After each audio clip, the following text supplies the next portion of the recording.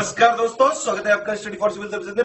देखिए, study for civil services के छात्र हैं तो ये वाला टेलीग्राम जरूर ज्वाइन करके रखिए। यूट्यूब चैनल में हमारे साथ है तो भी ये वाला टेलीग्राम ज्वाइन करना बहुत ज्यादा जरूरी है। सारे नोटिफिकेशन, सारे अपडेट, सारे मोस्ट इंपोर्टेंट पिक्स, सारा रिवीजन सब कुछ यहाँ पे बताया जाता है। देखिए, ये हमारा एससीएस डेली क्विज चैनल है, इसमें डेली क्विज होती है, बिल्कुल फ्री में, इसको जरूर ज्वाइन कर लीजिएगा। ये हमारा इंस्टाग्राम का पेज है, इसको जरूर फॉलो कर लीजिएगा। Study for civil dot services करके अगर आप इंस्टाग्राम में सर्च करेंगे तो आपको मिल जाएगा। वीडियो के डिस्क्रिप्शन में इसकी लिंक दी हुई। इसमें आप स्टोरी सेक्शन जरूर देखते रहा करिए, प्लस इसमें हाईलाइट्स आते रहते हैं और प्लस पोस्ट आती रहती है, इनको जरूर फॉलो करते रहिए। Greetings everyone. इस सीरीज में हम लोग UPPSC mains answer writing practice कर रहे हैं और ये हमारे इस सीरीज का 3rd लेक्चर है। तो चलिए अब हम आज के क्वेश्चंस को शुरू करते हैं और हमारा पहला क्वेश्चन है पेपर नंबर 1 से, जिसमें है enumerate the factors responsible for the location of industries in India. ठीक है, भारत में उद्योगों की अवस्थिति के लिए उत्तरदायी कारकों का उल्लेख कीजिए। तो जब भी कहीं पे इंडस्ट्री सेटअप की जाती है तो उसके लिए बहुत सारे फैक्टर्स जो हैं वो उनको ध्यान में रख के ही लोकेशन का चुनाव किया जाता है। तो ऐसे कौन कौन से फैक्टर्स या फिर कौन कौन से कारक हैं जिसको कि ध्यान में रखा जाता है इंडस्ट्रीज को सेटअप करने के लिए। तो ये जो पूरे जो फैक्टर्स हैं इसको हम 2 तरीके से बांट सकते हैं। एक है जोग्राफिकल फैक्टर्स और दूसरा है नॉन जोग्राफिकल फैक्टर्स, जो कि हम नेक्स्ट स्लाइड में देखेंगे। तो अगर हम जोग्राफिकल फैक्टर्स या फिर भौगोलिक कारक की बात करें तो इसमें जो है रॉ मटेरियल आता है, पावर सप्लाई है, ट्रांसपोर्ट है, मार्केट है, लेबर है, अवेलेबिलिटी ऑफ लेबर है। ठीक है, जो भी लेबर जो है उनकी जो अवेलेबिलिटी है उसको ध्यान में रखा जाता है, क्लाइमेटिक कंडीशंस को ध्यान में रखा जाता है और साथ साथ वाटर सप्लाई भी देखी जाती है। तो अब हम इन्हीं फैक्टर्स को जितने भी हैं इनको हम बहुत ही डिटेल में समझेंगे। तो अगर हम सबसे पहले बात करें रॉ मटेरियल की, तो किसी भी इंडस्ट्री लगाने के लिए सबसे पहले क्या ज़रूरी होता है, वहाँ पे रॉ मटेरियल कैसे मिलेगा हमें।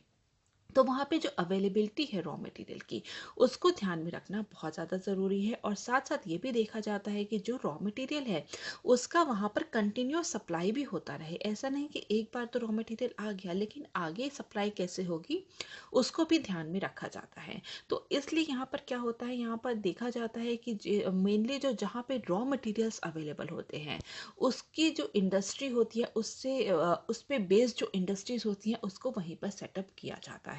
फॉर एग्जाम्पल जैसे कि आयरन एंड स्टील इंडस्ट्री है, वहाँ पर क्या है, वहाँ पर कोयला जो होता है वो एक रॉ मटेरियल के रूप में जो है उसको यूज़ किया जाता है। तो हमने यहाँ पे इंडिया में क्या देखा है कि जहाँ पे कोल हमारे जो यहाँ पे कोल बहुत ज़्यादा होता है, कोल बहुत ज़्यादा जिसका प्रोडक्शन जहाँ पर प्रोडक्शन होता है वहीं पर आयरन एंड स्टील इंडस्ट्री भी वहाँ पर सेटअप की गई है, क्योंकि रॉ मटेरियल जो है ये एक बहुत बड़ा कारक है। इसी के साथ साथ अगर हम देखें, ठीक है, तो इसी के साथ साथ अगर हम देखें और एग्जांपल्स की बात करें तो उत्तर प्रदेश में जैसे क्या है, यूपी में क्या है, यूपी में जो है शुगर मिल्स है। ठीक है, क्योंकि यहाँ पे जो है उत्तर प्रदेश में ही जो है शुगर केन या फिर गन्ना बहुत ज़्यादा होता है। यहीं अगर हम देखें जूट इंडस्ट्री कहाँ पर सेटअप है, तो वो वेस्ट बंगाल में है। क्यों, क्योंकि जूट जो है वहाँ वेस्ट बंगाल में ही हुआ होता है, तो वहाँ पे रॉ मटेरियल जो है उनको प्रोक्योर करना बहुत ही ज़्यादा आसान हो जाता है। तो यहाँ पर रॉ मटेरियल की अगर हम बात करें तो यहाँ पे 2 बहुत ही महत्वपूर्ण चीज़ें हैं। पहला क्या है, अवेलेबिलिटी ऑफ रॉ मटेरियल, कि रॉ मटेरियल जो है वहाँ पे अवेलेबल हो, ईजिली अवेलेबल हो, और दूसरा क्या है, continuous supply of raw material, कि रॉ मटेरियल की कंटिन्यूस सप्लाई भी वहाँ पर बनी रहनी चाहिए। इसके बाद हम नेक्स्ट जो फैक्टर है उस पर बात करेंगे, वो है पावर सप्लाई। ठीक है, जब भी कोई इंडस्ट्री लगाई जाती है तो वहाँ पे पावर सप्लाई जो है उसका भी बहुत बड़ा रोल होता है। वहाँ पर देखा जाता है कि regular power supply of power है कि नहीं, क्योंकि जहाँ बड़ी बड़ी मशीन्स लगी हुई हैं तो वहाँ पर देखा जाता है जो बिजली से चल रही है कि वहाँ पे पावर कनेक्शन क्या है। इसके साथ साथ ये भी देखा जाता है कि जो भी हम इंडस्ट्री सेटअप कर रहे हैं उसमें हम किस तरह का जो है, हम किस तरीके के जो है पावर जनरेशन को यूज़ कर रहे हैं। जैसे कि कन्वेंशनल अगर हम पावर की बात करें तो जैसे कि कोल है, हाइड्रो इलेक्ट्रिसिटी है, या फिर हम नॉन कन्वेंशनल पावर सप्लाई का यूज़ कर रहे हैं। तो इसलिए रेगुलर सप्लाई ऑफ पावर भी जो है वो बहुत ही ज़्यादा ज़रूरी होती है कि हम कोल का यूज़ कर रहे हैं, मिनरल ऑयल यूज़ कर रहे हैं, या फिर हाइड्रो इलेक्ट्रिसिटी जो है यूज़ कर रहे हैं। तो हम देखते क्या है कि जो आयरन एंड स्टील इंडस्ट्री है, ठीक है, आयरन एंड स्टील इंडस्ट्री है, वो किस पे डिपेंडेंट है, वो कोकिंग कोल पे, ठीक है। अगर हम आयरन एंड स्टील की बात करें तो वो किस पे है, कोकिंग कोल पे डिपेंडेंट है। तो इसलिए हमने देखा है कि जहाँ जहाँ पे जो है कोल प्रोड्यूस होता है, वहीं पर जो है आयरन एंड स्टील इंडस्ट्री को भी सेटअप किया गया है। इसी के साथ हम देखते हैं कि जो पेट्रोलियम है, ठीक है, पेट्रोलियम जो है उसको कहीं पे भी पहुंचाया जा सकता है, इलेक्ट्रिसिटी जो है वो कहीं पर भी पहुंचाया जा सकता है। तो इसलिए जो है वो यहाँ पे हमने देखा है कि जब पाइपलाइंस आई को पेट्रोलियम के लिए पाइपलाइंस आई, और जब इलेक्ट्रिसिटी के लिए जब तार बिछाए गए, तो हमने उसके बाद क्या देखा कि जो सदर्न इंडिया है, ठीक है, जो सदर्न इंडिया है वहाँ पे भी इंडस्ट्रीज जो है वहाँ पे भी डेवलप होना शुरू हो गई हैं। तो यहाँ पे जो है constant supply of power, constant supply of power, ठीक है, कांस्टेंट सप्लाई ऑफ पावर जो है ये भी बहुत ही ज़्यादा मैटर करता है।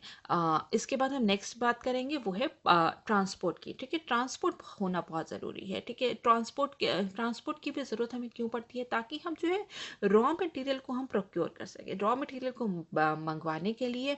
और जब हमारा जो फिनिश्ड प्रोडक्ट बन जाएगा, ठीक है, जब फिनिश्ड प्रोडक्ट बन जाएगा तो उसको मार्केट तक पहुंचाने के लिए हमारे पास जो है ट्रांसपोर्ट फैसिलिटी होनी बहुत ही ज़्यादा ज़रूरी होती है। और ये भी देखा जाता है कि अगर कोई पेरिशेबल आइटम है, जो कि जल्दी सड़ने या फिर गलने वाला आइटम है, उसको जल्द से जल्द किस तरीके से मार्केट में पहुंचाया जा सके, तो यहाँ पे बहुत सारे कारक हैं जो ट्रांसपोर्टेशन फैसिलिटी को देखते हुए जो इंडस्ट्रीज को है सेटअप किया जाता है। तो यहाँ पे देखा जाता है ट्रांसपोर्टेशन में कि हाँ, कि यहाँ वहाँ पे जो है रेल की कनेक्टिविटी कैसी है, एयर कनेक्टिविटी कैसी है, पोर्ट्स कनेक्टिविटी कैसी है, या फिर रोड्स की कनेक्टिविटी जो है वो कैसी है। क्योंकि अगर कोई सामान यहाँ पे बन रहा है इंडिया में, तो वो एक्सपोर्ट भी होता है। तो यहाँ देखा जाता है कि जब अगर हम उसे वाया शिप पे, अगर हम उसकी शिप के थ्रू अगर हम उसे एक्सपोर्ट करते हैं, तो वहाँ पे पोर्ट कितनी दूर अवेलेबल है, वहाँ तक कनेक्टिविटी है कि नहीं, फिनिश प्रोडक्ट्स जो है वो लोकल मार्केट तक कैसे पहुँचाया जाएगा, या फिर जो इंडिया के डिफरेंट डिफरेंट पार्ट्स में कैसे पहुंचाया जाएगा। तो यहाँ पे ट्रांसपोर्टेशन का भी एक बहुत ही महत्वपूर्ण रोल है। इसके बाद नेक्स्ट हम देखेंगे मार्केट का, ठीक है। मार्केट होनी चाहिए, मार्केट होनी चाहिए, क्योंकि जब आप फिनिश प्रोडक्ट होगा तो आप उसको बेचोगे कहाँ, ठीक है। तो उसके लिए एक मार्केट होनी चाहिए। इसमें क्या होता है, इसमें जो है यहाँ पे देखा जाता है कि मार्केट के कितने पास में, ठीक है, जितनी पास हमारी मार्केट होगी इंडस्ट्री के, उतना ही कॉस्ट ऑफ प्रोडक्शन जो है वो क्या होगा, वो लो होगा। कॉस्ट ऑफ प्रोडक्शन लो होगा तो जो लोगों को भी जो है चीप रेट पे जो है वो जो सामान है वो मुहैया करा सकेंगे। तो इसलिए यहाँ पर हम नियरनेस टू द मार्केट भी देखते हैं कि फिनिश गुड जो है वो मार्केट तक पहुँच जाए जल्दी से जल्दी, और साथ साथ जो है ट्रांसपोर्टेशन कॉस्ट भी जो है वो कम आए, जिससे कि लोगों तक जो है चीप रेट पे जो है हम सामान पहुंचा सकें। नेक्स्ट है लेबर, ठीक है। अगर हम लेबर देखें तो अवेलेबिलिटी ऑफ लेबर भी होनी बहुत ही ज़्यादा ज़रूरी है। अगर आप कहीं पे इंडस्ट्री लगा रहे हैं तो वहाँ पे आप देखेंगे कि वहाँ पे लेबर जो है वो अवेलेबल है कि नहीं, क्योंकि लेबर ही अवेलेबल नहीं होगा तो मशीन्स जो है उसको चलाएगा कौन। कैपिटल इंटेंसिव हो गया है सब कुछ, बहुत बड़ी बड़ी मशीन्स हैं, लेकिन उसको चलाने के लिए भी ह्यूमन कैपिटल की ज़रूरत पड़ती है, ठीक है, ह्यूमन कैपिटल की ज़रूरत पड़ती है। तो अवेलेबिलिटी ऑफ लेबर जो है ये देखा जाता है। इसमें भी अब दो फैक्टर्स हैं, ठीक है। इसमें भी जो लेबर है इसमें भी अब दो फैक्टर्स हैं। पहला क्या है कि जो है कि लेबर जो है वो अवेलेबल हो, और वो भी लार्ज स्केल में, ठीक है, नंबर ऑफ वर्कर्स जो हैं वो अवेलेबल हों। और सेकंड इसके में फैक्टर्स क्या है कि स्किल्ड लेबर भी होना ज़्यादा ज़रूरी है, ठीक है, स्किल्ड लेबर भी होना ज़रूरी है। तो यहाँ पे कई जगह ऐसी इंडस्ट्रीज सेटअप की गई हैं जिससे कि वहीं के जो लोग होते हैं वही वहाँ पर स्किल्ड हैं, उन्हीं को वो काम आता है, इसलिए वहाँ पे जो है वो इंडस्ट्री सेटअप की गई है। फॉर एग्जाम्पल अगर हम इसके एग्जाम्पल की बात करें तो जैसे यूपी में क्या है, यूपी में ODOP है, ठीक है, वन डिस्ट्रिक्ट वन प्रोडक्ट है। यहाँ पे डिफरेंट डिफरेंट डिस्ट्रिक्ट से डिफरेंट डिफरेंट प्रोडक्ट को इन्होंने आइडेंटिफाई किया है, और वहाँ पे उस डिस्ट्रिक्ट से उस प्रोडक्ट जो इंडस्ट्री है उसको जो है वहाँ पर बूस्ट किया जा रहा है, जिससे कि तो यहाँ पे क्या हो गया, ये भी एक लोकलाइजेशन ऑफ इंडस्ट्री के लिए बहुत ही ज़्यादा महत्वपूर्ण कारक है। फॉर एग्जाम्पल अगर हम मुरादाबाद की बात करें, ठीक है। मुरादाबाद की बात करें तो ये किस लिए है, यहाँ पे जो ब्रास वेयर होते हैं या फिर डेकोरेटिव आइटम्स होती हैं वो बहुत ज़्यादा होते हैं, तो यहाँ पे स्किल्ड लेबर जो है इसके लिए अवेलेबल है। अगर हम अलीगढ़ में देखें तो वो लॉक्स के लिए है, यहाँ पे अलीगढ़ में जो है लॉक्स के लिए जो है स्किल्ड लेबर जो है वो अवेलेबल है। तो स्किल्ड लेबर होना भी बहुत ज़्यादा ज़रूरी है। तो यहाँ पर हम देखते हैं कि लेबर जो है उनके नंबर अधिक से अधिक जो लेबर हैं वो भी हमें अवेलेबल हो, और साथ साथ जो है स्किल्ड लेबर भी हमें अवेलेबल हो। इसके बाद हम नेक्स्ट देखेंगे क्लाइमेटिक कंडीशंस। ठीक है, वातावरण की परिस्थितियाँ कैसी हैं। क्लाइमेटिक कंडीशन भी बहुत ज़्यादा ज़रूरी है, क्योंकि जहाँ पे अगर हार्श क्लाइमेट होगा, ठीक है, जहाँ पे भी हार्श क्लाइमेट होगा, बहुत ही ड्राई एरिया है, या फिर बहुत ही हॉट एरिया है, या फिर बहुत ही ज़्यादा ह्यूमिड एरिया है, ठीक है, जहाँ पे बहुत ही ज़्यादा नमी है, बहुत ही ज़्यादा गर्मी पड़ती है, बहुत ही ज़्यादा सूखा क्षेत्र है, तो वहाँ पे जो है जो वर्कर्स की जो कैपेसिटी है, कैपेबिलिटी है, वो अपने पूरे फुल कैपेबिलिटी से काम नहीं कर पाएंगे, क्योंकि हार्श कंडीशन में जो हमारी परफॉर्मेंस है वो बहुत अच्छी नहीं हो पाती है। तो इसलिए से हार्श क्लाइमेटिक कंडीशंस जो है वो नहीं होनी चाहिए। हार्श क्लाइमेटिक कंडीशन है, टोपोग्राफी जो है वहाँ पे जो है इंडस्ट्रीज जो है डेवलप अच्छे से नहीं हो पाती हैं। जैसे कि फॉर एग्जांपल अगर हम बात करें तो वेस्ट इंडिया जो है, ठीक है, वेस्ट इंडिया क्या है, यहाँ पे जो है बहुत सारी जो है इंडस्ट्री सेटअप है। For example Gujarat and Maharashtra में अगर हम देखें तो यहाँ पर बहुत ही ज़्यादा जितनी भी मॉडर्न इंडस्ट्रीज हैं, जो मॉडर्न इंडस्ट्रीज का करीब 25% हिस्सा, और जो 30% हिस्सा जो इंडस्ट्रियल लेबर का है, ठीक है, वो कहाँ पर है, वो जो है वो गुजरात और महाराष्ट्र में ही है, क्योंकि यहाँ पे जो है क्लाइमेटिक कंडीशंस जो है वो बहुत ही ज़्यादा फेवरेबल है। जो कॉटन फॉर एग्जांपल जैसे कि कॉटन टेक्सटाइल मिल्स जो हैं वो कहाँ पे मेनली लोकेटेड है, वो गुजरात और महाराष्ट्र में ही लोकेटेड है, क्योंकि एक तो पहले इनको रॉ मटेरियल वहाँ से मिल जाता है, क्योंकि यहाँ पे जो है कॉटन बहुत ज़्यादा उगाया जाता है, कॉटन प्रोड्यूसिंग बेल्ट है गुजरात और महाराष्ट्र। यहाँ पे रॉ मटेरियल ईजिली अवेलेबल है, यहाँ पे लेबर ईजिली अवेलेबल है, और यहाँ के क्लाइमेटिक कंडीशंस जो हैं वो ऐसी हैं कि लोग जो है वहाँ पर जो है अच्छे से रह सकते हैं, और जो है इतने हार्श क्लाइमेटिक कंडीशन नहीं है जिससे कि उनकी परफॉर्मेंस पर अफेक्ट पड़े। ठीक है, तो क्लाइमेटिक कंडीशन जो है ये भी बहुत ही ज़्यादा महत्वपूर्ण होता है। Next is availability of water. ठीक है, पानी की उपलब्धता भी बहुत ज़्यादा ज़रूरी है। कई सारी हमने इंडस्ट्रीज़ देखी हैं, वो कहाँ पे डेवलप होती हैं, वो डेवलप होती हैं किसी नदी के किनारे, कैनाल के किनारे, लेक के किनारे। क्यों? क्योंकि कॉन्स्टेंट वाटर सप्लाई भी बहुत ही ज़्यादा ज़रूरी है। ठीक है, कांस्टेंट वाटर सप्लाई भी बहुत ज़्यादा देखा जाता है, तो अवेलेबिलिटी ऑफ वाटर भी देखा जाता है। इसके बाद हम देखेंगे कुछ नॉन जोग्राफिकल फैक्टर्स की, ठीक है, गैर भौगोलिक कारक की। तो इसमें सबसे पहले क्या हम देखेंगे, कैपिटल इन्वेस्टमेंट, या फिर हम कह सकते हैं पूंजी निवेश। ठीक है, तो जब भी कोई इंडस्ट्री सेटअप की जाती है तो वहाँ पे जो इन्वेस्टमेंट जो होता है वो बहुत ही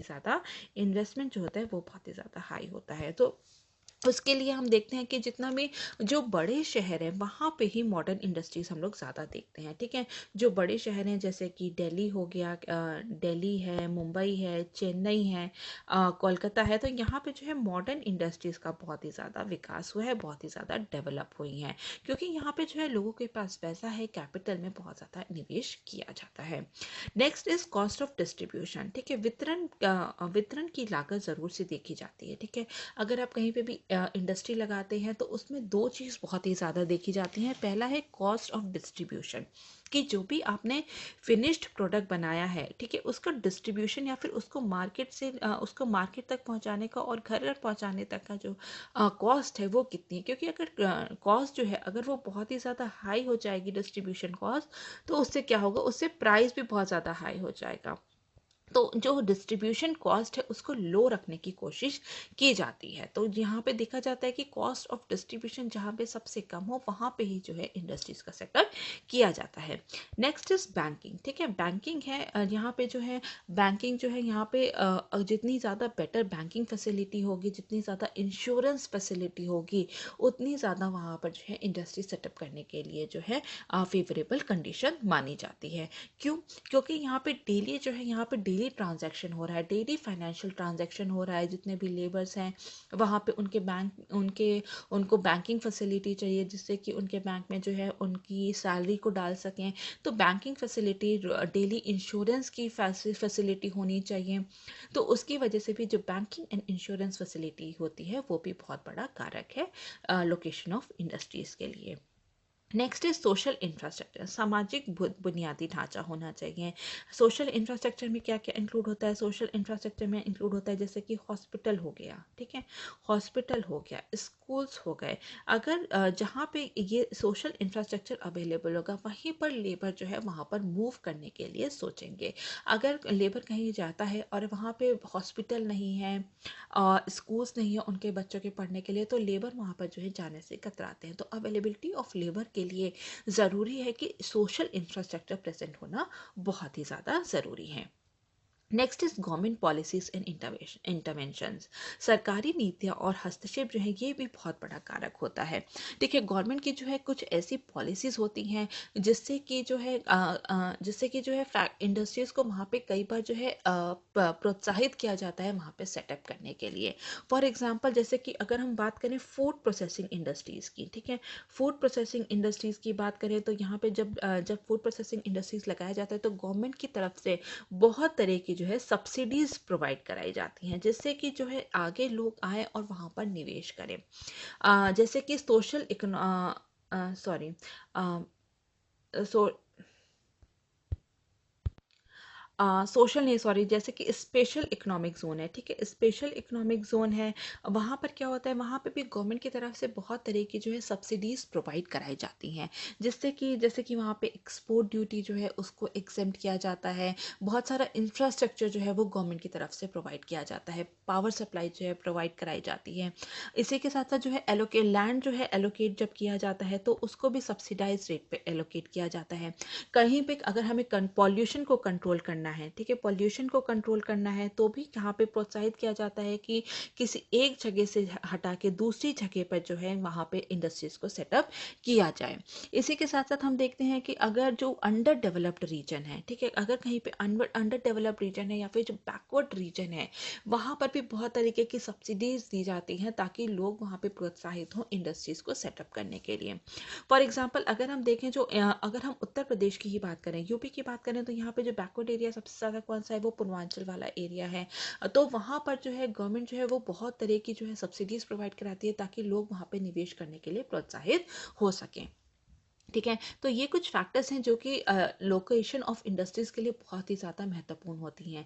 लेकिन अगर हम देखें तो यहाँ पे कोई भी एक कारण या ये सभी कारण जो हैं ये जो है कहीं पे भी एक जगह प्रेजेंट होना जो है ये बहुत ही ज़्यादा मुश्किल है। तो ये देखा जाता है कि किस तरीके से हम लोग मोस्ट ऑफ द फैक्टर्स को वहाँ पर लेकर आया जा सके, वो भी मिनिमम कॉस्ट पे, ठीक है, मिनिमम कॉस्ट पे जो है जहाँ पे भी जितने भी फैक्टर्स जो हैं अवेलेबल हो सकते हैं वहाँ पे जो है वो जो इंडस्ट्री होती है वो लोकेट कर सकते हैं। फॉर एग्जांपल अगर हम इसमें बात करें, ठीक है, तो अगर हम बात करें जूट इंडस्ट्री की, तो जूट इंडस्ट्री कहाँ पर है? जूट इंडस्ट्री अगर हम देखें तो वो जो है वेस्ट बंगाल रीजन में जो है वहीं पर है। क्यों? क्योंकि वहाँ पे रॉ मटेरियल जो है वो ईजिली अवेलेबल है, पावर सप्लाई है, ठीक है, ट्रांसपोर्टेशन की बहुत ही ज़्यादा मतलब बहुत ही अच्छा वहाँ पे है क्योंकि वहाँ पे पास में ही पोर्ट भी है, रेलवे से भी कनेक्टेड है और साथ साथ हम देखते हैं कि जो रोड से भी कनेक्टेड है पूरा एरिया। तो ठीक है, तो वहाँ पे जो है ट्रांसपोर्टेशन फैसिलिटी भी बहुत ज़्यादा है, मार्केट जो है ईजिली अवेलेबल है वहाँ पर। इसके साथ साथ लेबर जो है वहाँ पे जो है स्किल्ड लेबर भी अवेलेबल हैं। क्लाइमेटिक कंडीशन ऐसी है जहाँ पे कि जूट को उगाया जा सकता है और वहाँ पर जो है इसीलिए वहाँ पे जो है इंडस्ट्रीज़ को भी सेटअप किया जाता है।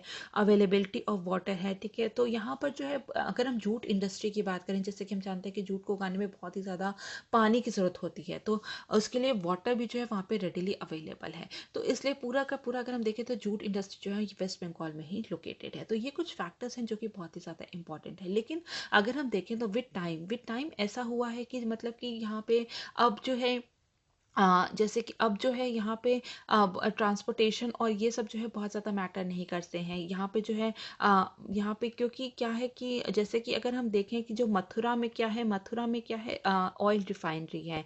तो इस तरीके से हम देखते हैं कि यहाँ पे ना अब पूरा सिनारियो जो है वो बदल रहा है, लेकिन हम लोग कोशिश क्या करते हैं कि जितने भी ज़्यादा फैक्टर्स जो हैं वो मिनिमम कॉस्ट में कहीं पे अवेलेबल हो पाए, तो वही जो है कारक जो है बहुत ही ज़्यादा रिस्पॉन्सिबल होते हैं किसी भी इंडस्ट्री के लोकेशन के लिए।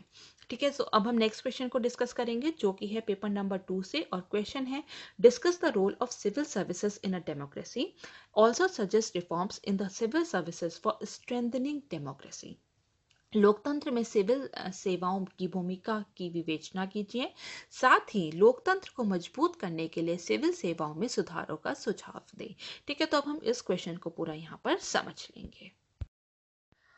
तो जब क्वेश्चन में डेमोक्रेसी की बात हो रही है तो हम लोग सबसे पहले समझेंगे कि आखिर डेमोक्रेसी क्या होता है या फिर लोकतंत्र क्या होता है। लोकतंत्र जो है ये एक ऐसी व्यवस्था होती है जिसमें किसी देश की सरकार जो है वो वहाँ के जो सिटीजन्स होते हैं उनके द्वारा इलेक्ट की जाती है, उनके द्वारा उनका चुनाव किया जाता है वहाँ की सरकार का। तो जो डेमोक्रेसी होती है उसमें सिविल सर्विसेज का प्रशासनिक कार्यों में, डेवलपमेंट विकास के कार्यों में, प्रोग्रेस के कार्यों में बहुत बड़ी भूमिका होती है। वहाँ का जो पूरा डेवलपमेंट होता है किसी भी डेमोक्रेसी में, तो उसके लिए जो है सिविल सर्विसेज का एक बहुत ही इंपॉर्टेंट रोल है। तो अगर हम मॉडर्न डेमोक्रेसी की बात करें तो उसके 3 स्तंभ माने जाते हैं, 3 पिलर्स माने जाते हैं, मतलब कि एग्जीक्यूटिव, लेजिस्लेचर एंड जुडिशरी, कार्यपालिका, विधायिका और न्यायपालिका। तो अब हम समझेंगे कि आखिर सिविल सर्विसेज या फिर सिविल सर्वेंट्स कौन होते हैं। अगर हम सिविल सर्वेंट्स की बात करें तो सिविल सर्वेंट्स जो होते हैं वो permanent part of the executive होते हैं, कार्यपालिका का जो है स्थायी हिस्सा होते हैं। ये ऐसी व्यवस्था है जहाँ पे कि जो अगर सरकार कोई भी हो, ये जो सिविल सर्वेंट्स होते हैं ये वहाँ के परमानेंट स्टाफ रहता है। तो जो सिविल सर्वेंट्स होते हैं ये किसको अकाउंटेबल होते हैं, किसको उत्तरदायी होते हैं, ये मिनिस्टर्स को अकाउंटेबल होते हैं। ठीक है, मिनिस्टर्स को अकाउंटेबल होते हैं। और मिनिस्टर्स किसका हिस्सा है, minister is a part of government. तो अल्टीमेटली जो सिविल सर्वेंट्स क्या हुआ, सिविल सर्वेंट्स किसके पार्ट हुए, वो एक गवर्नमेंट के ही सब डिवीजन माने जाते हैं। इसके साथ साथ हम देखते हैं कि ये जो है यहाँ के जो परमानेंट स्टाफ होता है, जबकि मिनिस्टर्स जो होते हैं वो टेम्पररी एग्जीक्यूटिव्स होते हैं, लेकिन सिविल सर्वेंट्स कौन से होते हैं, वो परमानेंट एग्जीक्यूटिव्स होते हैं। ठीक है, तो इसके बाद हम देखेंगे कि आखिर सिविल सर्विसेज जो है इंपॉर्टेंट क्यों है। इंपॉर्टेंट इसलिए है क्योंकि जो सिविल सर्विसेज की जो प्रेजेंस है वो पूरे ऑल ओवर इंडिया है। ठीक है, जैसे कि हम लोग जानते हैं आईएएस है, आईपीएस है, ये हर राज्य में जो है इनको अपॉइंट किया जाता है। तो इनकी प्रेजेंस जो है वो ऑल ओवर इंडिया है, और वहाँ के इस तरीके से जो है एक यूनिफॉर्म एडमिनिस्ट्रेशन, ठीक है, यूनिफॉर्म एडमिनिस्ट्रेशन हमको मिलता है, जिससे कि पूरे देश का विकास करने में, पॉलिसी की किसी को फॉर्मुलेट करने में, वहाँ पे इम्प्लीमेंट करने में हमें बहुत ही ज़्यादा मदद मिलती है। तो इनकी प्रेजेंस जो है वो पूरे ऑल ओवर इंडिया है, पैन इंडिया है। और इसके साथ साथ जो है ये जो डिफरेंट लेवल ऑफ एडमिनिस्ट्रेशन है, कई जो लेवल ऑफ प्रशासनिक कार्य हैं वहाँ पे जो है अपनी लीडरशिप जो है प्रदान करते हैं। ठीक है, लीडरशिप प्रदान करते हैं, तो इसलिए ये बहुत ही ज़्यादा इंपॉर्टेंट होते हैं। इसके बाद हम देखेंगे कि आखिर इनका रोल क्या है। ठीक है, रोल ऑफ सिविल सर्विसेज की बात करें तो सबसे पहले है क्या, फॉर्म बेसिस ऑफ गवर्नमेंट, सरकार का प्रपत्र आधार बनाते हैं। ठीक है, तो बिना किसी भी प्रशासनिक मशीनरी के कोई भी गवर्नमेंट जो है काम नहीं कर सकती है। तो इसलिए ये पूरी एक गवर्नमेंट का जो है ये एक आधार बनाते हैं। वहाँ के परमानेंट स्टाफ है, जो सरकार कोई भी हो, बीजेपी की हो, कांग्रेस की हो, आप की हो, किसी की भी हो, यहाँ पे जो परमानेंट स्टाफ कौन है, वो है सिविल सर्वेंट्स। वही कार्य करेंगे, वही जो है डिफरेंट डिपार्टमेंट्स को हेड करेंगे और वही जो है पॉलिसी को फॉर्मुलेट करेंगे।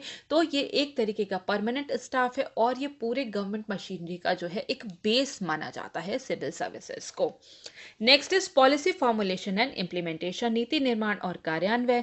ठीक है, तो यहाँ पे क्या करते हैं, जो जितने भी सिविल सर्वेंट्स होते हैं, वो जितने भी मिनिस्टर्स होते हैं, जैसे कि हमने बात की कि मिनिस्टर्स के अंडर काम करते हैं, तो जितने भी मिनिस्टर्स होते हैं उनको एडवाइस करने का काम करते हैं। ठीक है, एडवाइस करने का काम करते हैं, उनको जो है डेटा प्रोवाइड कराते हैं, फैक्ट्स और आइडियाज प्रोवाइड कराते हैं, और लोगों की जो है नीड्स को प्रोवाइड कराते हैं कि लोगों की क्या नीड है, तो उसके आधार पर जो है वहाँ पे पॉलिसी फॉर्मुलेशन होता है, नीति निर्माण होता है कि कैसे जो है वहाँ के लोगों को अच्छे से अच्छी सुविधा जो है उपलब्ध कराई जा सके।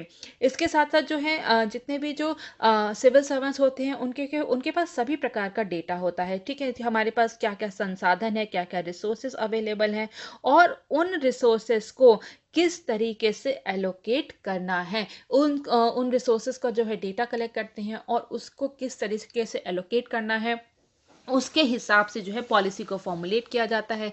और जब एक बार पॉलिसी बना दी जाती है तो उसको इम्प्लीमेंट करने का काम भी, कार्यान्वयन करने का काम भी किसका होता है, वो सिविल सर्वेंट्स का ही होता है। हर ब्लॉक में, हर डिस्ट्रिक्ट में, हर स्टेट में उसको इम्प्लीमेंट किसके द्वारा किया जाता है, वो सिविल सर्वेंट्स के द्वारा ही किया जाता है। इसके साथ साथ जो है अगर हम सिविल सर्वेंट्स की बात करें तो यहाँ पे क्या होता है, लॉज को भी वो लोग इम्प्लीमेंट करते हैं, केवल पॉलिसी नहीं, वो लॉज को भी इम्प्लीमेंट करने का काम करते हैं। और जितनी भी पॉलिसीज एंड लॉज होते हैं उनको जो है यही लोग जो है इम्प्लीमेंट करते हैं। इसके बाद हम देखेंगे सोशियो इकोनॉमिक डेवलपमेंट, ठीक है, सामाजिक आर्थिक विकास करते हैं। जितनी भी पॉलिसीज होती हैं उसको जब लोगों तक उसका बेनिफिट पहुंचाया जाता है तो उससे क्या होगा, उससे जो हमारा सोशल और सामाजिक और आर्थिक विकास होगा। तो ये जो है सोशल इकोनॉमिक डेवलपमेंट में भी बहुत बड़ी भूमिका निभाते हैं, क्योंकि ये इन्हीं पे डिपेंड करता है कि किस तरीके से पॉलिसी को इम्प्लीमेंट किया जा रहा है, किस तरीके से पॉलिसी को फॉर्मुलेट किया जा रहा है,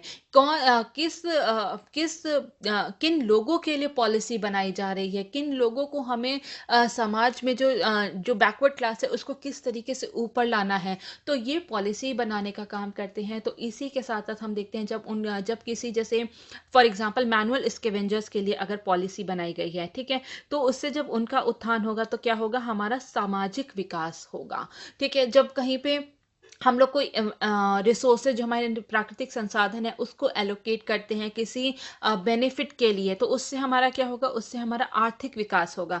तो किस तरीके से एलोकेशन ऑफ रिसोर्सेज, संसाधनों का आवंटन करना है, उसमें इनकी बहुत बड़ी भूमिका होती है, उसको पूरी पॉलिसी को इम्प्लीमेंट करने में बहुत बड़ी भूमिका होती है, जिससे कि सामाजिक और आर्थिक हमारा विकास होता है। Next is continuity in governance, शासन में निरंतरता होती है। जैसे कि हमने बात की कि जो मिनिस्टर्स होते हैं, सरकार होती है, वो आज किसी पार्टी की है, कल को किसी पार्टी की हो सकती है, लेकिन यहाँ पर क्या है, सिविल सर्वेंट्स जो है वो परमानेंट स्टाफ होते हैं, तो यहाँ पर जो है एक स्टेबिलिटी मिलती है, ठीक है। यहाँ पे जो इतने भी गवर्नमेंट का काम है उसको एक स्टेबिलिटी मिलती है और एक कंटिन्यूटी मिलती है, ठीक है, कंटिन्यूटी मिलती है कि उसको वहाँ जो काम है वो चलता रहता है। तो इसलिए ये जो है शासन में एक निरंतरता प्रदान करता है। फिफ्थ क्या है, सिटीजन वेलफेयर, नागरिक कल्याण में भी बहुत ज़्यादा काम करते हैं, वेलफेयर स्कीम्स पर बहुत ज़्यादा काम करते हैं। वो लोग देखते हैं कि ठीक से वेलफेयर स्कीम्स जो है वो इम्प्लीमेंट हो रही है कि नहीं। For example old age pension है, वीडो पेंशन है, ठीक है, वीडो पेंशन है, और इसके बाद वो अगर राइट टू एजुकेशन है, वो देखा जाता है कि कहीं पर ठीक से जो है कार्य हो रहा है कि नहीं। अगर हम कोविड के दौरान देखें तो सिविल सर्वेंट्स की बहुत बड़ी भूमिका थी कि ऑक्सीजन कहाँ पे सप्लाई करना है, हॉस्पिटल में बेड कहाँ पे अवेलेबल है, तो ये सिटीजन वेलफेयर के लिए भी बहुत ज्यादा कार्य करते हैं। तो हम देखते हैं कि हर डोमेन में जो है यहाँ पे सिटीजन वेलफेयर में काम कर रहे हैं, जैसे कि कास्ट सर्टिफिकेट बनानी है, डोमिसाइल सर्टिफिकेट बनाना है, तो ये सब कार्य किसका होता है, ये सब कार्य सिविल सर्वेंट्स का ही होता है। इसके बाद हम देखेंगे एडमिनिस्ट्रेटिव एडजुडिकेशन, प्रशासनिक निर्णय, ठीक है। तो यहाँ पे जो है बहुत सारे डिस्प्यूट होते हैं सरकार के बीच में, सिटीजन के बीच में, उसको भी सेटल करने का काम कौन करता है, वो भी सिविल सर्वेंट्स द्वारा ही किया जाता है। इसके साथ साथ ये यूनिफॉर्म एडमिनिस्ट्रेशन, समान प्रशासन जो है वो भी देता है, क्योंकि जैसे कि हमने बात की कि ऑल इंडिया प्रेजेंस है, आईएएस आईपीएस जो है हर स्टेट में जो है वहाँ पर मौजूद है, तो यहाँ पे एक हमें समान प्रशासन देखने को भी मिलता है। तो यहाँ पे बहुत सारे इश्यूज भी हैं सिविल सर्विसेज के लिए। अगर हमें रिफॉर्म्स की बात करनी है तो सबसे पहले हमें किसके आइडेंटिफाई करना पड़ेगा, हमें इश्यूज को आइडेंटिफाई करना पड़ेगा कि आखिर जो है यहाँ पे कमी किस चीज़ में है, और तभी हम उस चीज़ को जो है सुधार कर सकेंगे। तो सबसे पहले क्या है, सबसे पहले है पॉलिटिकल इंटरफेरेंस। राजनीति हस्तक्षेप बहुत ज़्यादा होता है। जितने भी जो ब्यूरोक्रेट्स होते हैं उस उनको कई बार जो है प्रेशराइज किया जाता है कि आप इस तरह का कार्य करें। मिनिस्टर्स का बहुत ही ज़्यादा प्रेशर होता है किसी भी कार्य करने को। तो यहाँ पे जो है राजनीतिक हस्तक्षेप बहुत ही ज़्यादा होता है। लैक ऑफ स्पेशलाइजेशन, विशेषज्ञता की कमी होती है। जितने भी जो ब्यूरोक्रेट्स हैं उसमें देखा क्या गया है, वो जनरल एडमिनिस्ट्रेशन के कार्यों में ही ज़्यादा सक्षम होते हैं। उनकी जो स्पेशलाइज्ड नॉलेज होती है उसमें हमें कमी देखी गई है। इसके बाद हम देखेंगे करप्शन, ठीक है, भ्रष्टाचार, रैम्पेंट करप्शन। जैसे कि हम लोग देखते हैं कि जो हर कहीं पे भी अगर हम किसी भी गवर्नमेंट ऑफिस में चले जाएं तो बिना पैसे के कोई भी काम नहीं होता। तो जो करप्शन जो है वो बहुत ही ज़्यादा हाई है। रूल बुक ब्यूरोक्रेसी, नियम पुस्तक नौकरशाही है। क्यों? क्योंकि यहाँ पे क्या है कि सब कुछ जो है यहाँ पे रूल बुक के हिसाब से चलते हैं। तो यहाँ पे रूल बुक के हिसाब से चलेंगे तो अगर किसी के पास अगर बोल दिया गया कि आधार कार्ड ज़रूरी है राशन लेने के लिए और किसी के पास आधार कार्ड नहीं है तो उसको राशन नहीं मिलता है। तो यहाँ पे जो रूल बुक है केवल उसके हिसाब से चलना, तो ये बहुत ही ज़्यादा जो है कई बार जो है सिटीजन्स के अगेंस्ट काम करता है। तो कई बार जो है रूल बुक ब्यूरोक्रेसी की वजह से जो है रेड टेपिज्म जो है काम करने में जो है बहुत ही ज़्यादा विलंब भी हो जाता है, वो भी देखा गया है। इसके बाद लैक ऑफ अकाउंटेबिलिटी, उत्तरदायित्व की कमी है। जितने भी जो सिविल सर्वेंट्स होते हैं वो किसी को अकाउंटेबल अपने आप को नहीं समझते हैं, जिसकी वजह से वो जो है डिस्क्रिशनरी पावर का यूज़ करते हैं, ठीक है, अपने मन से काम करने लगते हैं, अपने डिस्क्रिशन पे काम करते हैं। तो ये भी बहुत बड़ी जो है सिविल सर्विसेज की जो है एक इशू, एक मुद्दा माना जाता है कि यहाँ पर जो है लोगों के हित में काम नहीं होता है। इसके बाद शॉर्टेज ऑफ पर्सनल, कर्मियों की बहुत कमी है, सिविल सर्वेंट्स की बहुत ज़्यादा कमी है। एक बासवान कमेटी रिपोर्ट थी 2016 में जो आई थी, उसने बताया था कि सिविल सर्वेंट्स जो है उनकी बहुत ज़्यादा ही कमी है हमारे देश में। तो इसके बाद हम देखेंगे कि आखिर इसमें हम क्या क्या रिफॉर्म्स आ सकते हैं, क्या क्या मेजर्स लेके आ सकते हैं जिससे कि हमारी जो पूरी सिविल सर्विसेज की जो व्यवस्था है उसको और अच्छी की जा सके। तो सबसे पहले क्या है, सबसे पहले है डीपॉलिटाइजेशन ऑफ ब्यूरोक्रेसी। नौकरशाही का राजनीतिकरण से हमें जो है उससे जो है हमें छुटकारा पाना पड़ेगा। तभी जो है हमारा अगर जब राजनीतिक हस्तक्षेप जब तक होता रहेगा तब तक जो ब्यूरोक्रेसी है, जितने भी सिविल सर्वेंट्स है, वो अपने फुल एफिशिएंसी और कैपेबिलिटी से काम नहीं कर पाएंगे। क्योंकि कई बार जो होता है वो उनके ऊपर बहुत ज़्यादा प्रेशर डाला जाता है जिससे कि वो जो ऐसा कार्य करते हैं जो कि वो एक्चुअली में करना ही नहीं चाहते हैं, ठीक है। तो यहाँ पे पॉलिटिकल न्यूट्रलिटी होनी बहुत ही ज़रूरी है। पॉलिटिकल न्यूट्रलिटी होनी बहुत ही ज़रूरी है और साथ साथ जो है इम्पार्शियलिटी होनी भी बहुत ज़्यादा ज़रूरी है। लोगों को किसी के भी लिए पार्शियल नहीं होना चाहिए, फेवरेटिज्म नहीं होना चाहिए, नेपोटिज्म नहीं होना चाहिए। और जो है करप्शन तभी जो है उसको मिनिमाइज किया जा सकता है। तो इसके लिए ज़रूरी क्या है, इसके लिए ज़रूरी है कि इसके लिए ज़रूरी है कि एक फेयर रिक्रूटमेंट प्रोसेस होना चाहिए हर गवर्नमेंट जॉब के लिए, ठीक है। फेयर रिक्रूटमेंट प्रोसेस होना चाहिए हर गवर्नमेंट जॉब के लिए ताकि जो है नेपोटिज्म, फेवरेटिज्म जैसी चीज़ों को हम लोग मिनिमाइज कर सकें। इसके बाद नेक्स्ट क्या है, सिक्योरिटी ऑफ टेन्योर, ठीक है, सिक्योरिटी ऑफ टेन्योर। क्योंकि जो है कई बार क्या होता है कि जो अगर कोई ऐसा सिविल सर्वेंट है जो अगर अपनी पूरी ईमानदारी से काम कर रहा है तो उसका क्या होता है, उसका जल्दी जल्दी ट्रांसफ़र कर दिया जाता है, जिसके कारण जो है उसका जो है मोरल जो है वो बहुत ही ज़्यादा डाउन हो जाता है। मोरल डाउन हो जाएगा या फिर वो अपने जो उसके मॉरल्स हैं, प्रिंसिपल्स हैं, उससे वो हटने लगेगा। वो जो लोकल प्रेशर है उस पे जो है वो सरेंडर करने लगेगा, ठीक है। तो इसलिए जो है ऑफिसर्स पे जो है लोकल प्रेशर बहुत ही ज़्यादा होता है। तो इसलिए उनको एक सिक्योरिटी ऑफ टेन्योर देना ज़रूरी है ताकि वो अपनी फुल कैपेबिलिटी के साथ काम कर सकें। इसी के लिए जो होता कमेटी थी उसने रिकमेंडेशन दी थी। होता कमेटी जो है वो 2004 में आई थी। उसने रिकमेंडेशन क्या दी थी कि कम से कम 3 साल का जो है टेन्योर होना ही चाहिए, ठीक है। जिससे कि और इसके साथ साथ उन्होंने कहा था एक स्टैट्यूटरी बोर्ड को जो है इस्टेब्लिश करना चाहिए। सिविल या स्टैट्यूटरी बोर्ड जो कि सिविल सर्विस बोर्ड जो है इसको इस्टेब्लिश करना चाहिए हर स्टेट में और ऑल इंडिया लेवल पे, ठीक है। और वही जो है वो ट्रांसफर्स देखेंगे और इसके अगर इसमें जो है किसी भी मिनिस्टर का हस्तक्षेप नहीं होना चाहिए ट्रांसफर्स में भी के सिवाय चीफ मिनिस्टर के, ठीक है। तो यहाँ पे जो है कुछ होता कमेटी की जो है यहाँ पे रिकमेंडेशन थी वो बहुत ही ज़्यादा इंपॉर्टेंट है। अगर हम थर्ड बात करें तो वो है स्पेशलाइज नॉलेज की, विशेष ज्ञान होना चाहिए। बहुत सारे ऐसे डोमेन्स होते हैं जहाँ पे कि स्पेशलाइज नॉलेज की ज़रूरत होती है, ठीक है। तो स्पेशलाइज नॉलेज जैसे कि हमने पीछे बात की थी कि इश्यूज़ में कि यहाँ पे स्पेशलाइज नॉलेज की बहुत कमी है। तो तो सेकेंड एआरसी रिपोर्ट जो थी, ठीक है, सेकेंड एआरसी रिपोर्ट जो थी administration sorry administrative reform commission report जो थी सेकंड, उसने जो है यहाँ पे 12 ऐसे डोमेन्स जो है आइडेंटिफाई किए थे जहाँ पे कि स्पेशलाइज्ड नॉलेज की ज़रूरत होती है। उसमें कौन कौन से उसमें होती है, जैसे कि सिक्योरिटी के पर्पज़ से, ठीक है, सिक्योरिटी के पर्पज़ से है, अर्बन डेवलपमेंट है, अर्बन डेवलपमेंट में इन सब में क्या है, इन सब में जो है स्पेशलाइज्ड नॉलेज की जो है ज़रूरत होती है। और इसीलिए, ठीक है, इसीलिए जो है उन्होंने क्या बोला था, उन्होंने बोला था कि किसी भी डोमेन में अगर स्पेशलाइज्ड डोमेन में अगर किसी को रिक्रूट करना है या फिर अपॉइंट करना है तो ज़रूरी है कि 13 ईयर्स की उसकी सर्विस हो, ठीक है, 13 ईयर्स की सर्विस हो। और अगर वो डायरेक्टर या फिर डायरेक्टर की अगर पोस्ट पे उसको अपॉइंट किया जा रहा है तो उसकी डोमेन स्पेशलाइजेशन को देखने के बाद ही उसको वहाँ पे अपॉइंट किया जाए, ठीक है। तो यहाँ पे सेकेंड ARC रिपोर्ट की जो कुछ रिकमेंडेशन है वो बहुत ज़्यादा इंपॉर्टेंट है। इसके साथ साथ जो सुरेंद्रनाथ कमेटी थी 2003 में और होता कमेटी जो 2004 में थी, उन्होंने भी जो है डोमेन स्पेशलाइजेशन, डोमेन नॉलेज पे बहुत ही ज़्यादा जोर दिया था।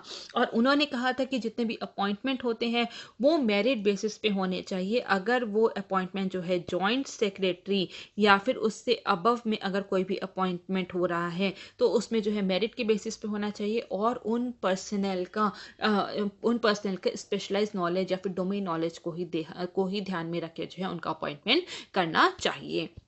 इसके बाद फोर्थ क्या है, फोर्थ है अकाउंटेबिलिटी, जवाबदेही होनी चाहिए। अपने जितने भी सिविल सर्वेंट्स हैं उनकी वो जो भी कार्य करते हैं, वो जो भी डिसीजन लेते हैं, उसके प्रति उनकी जवाबदेही होनी चाहिए।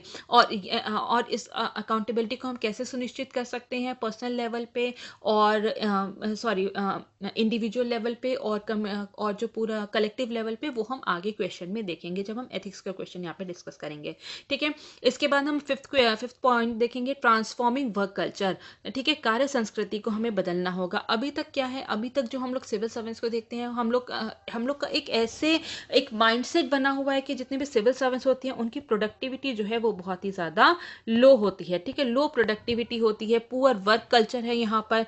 तो इसके लिए क्या कर सकते हैं, तो पूरे वर्क कल्चर को बदलने के लिए वहाँ सिविल सर्वेंट्स को और ज़्यादा एफिशिएंट बनाने के लिए हम लोग क्या टेक्नोलॉजी का यूज़ कर सकते हैं, ठीक है, टेक्नोलॉजी का यूज़ कर सकते हैं, सब कुछ कंप्यूटराइज कर सकते हैं, बायोमेट्रिक का यूज़ कर सकते हैं अटेंडेंस के लिए, ताकि हमें पता चल जाए कि सिविल सर्वेंट कोई भी ऑफिसर जो है वो कब आ रहा है, कब ऑफिस से जा रहा है, वो अवेलेबल है कि नहीं, उसने कितनी छुट्टियाँ ली हैं।